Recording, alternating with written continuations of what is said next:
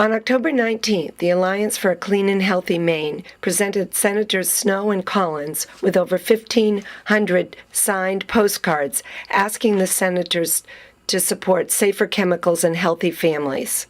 The Alliance is made up of many organizations, including the Learning Disabilities Association of Maine and Physicians for Social Responsibility.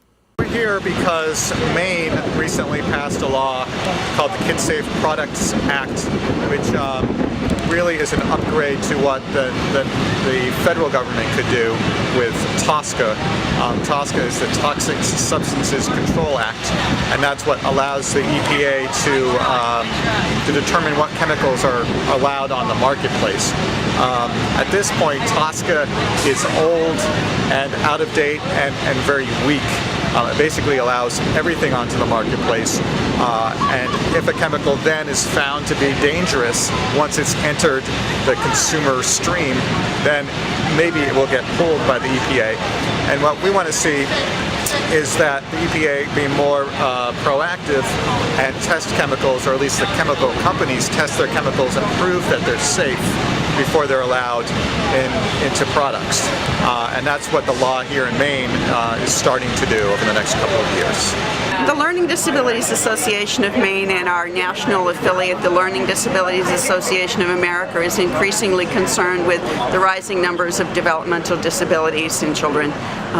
Learning disabilities, attention deficit, hyperactivity disorder, autism, the rates are rising, and researchers are concerned, and there's indications that there are environmental triggers going on here too. We know genetics plays a portion, but we also are learning that environmental triggers are playing a role in these rising numbers. So we're here because we're concerned, and we're here to lend our voice for chemical policy reform. We need to get untested chemicals out of our environment. Many of these chemicals are neurodevelopmental toxicants. They impact the developing brain. So that's why we're here.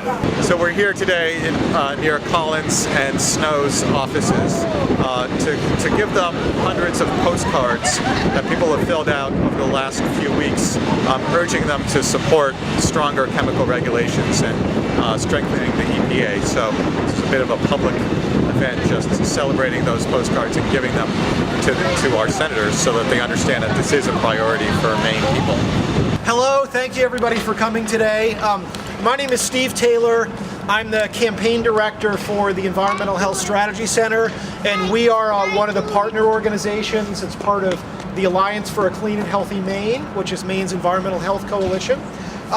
We're here today outside the offices of Maine's U.S. Senators Olympia Snowe and Susan Collins, both here and simultaneously in Bangor, because the national system that should protect our families from dangerous chemicals and everyday products is badly broken.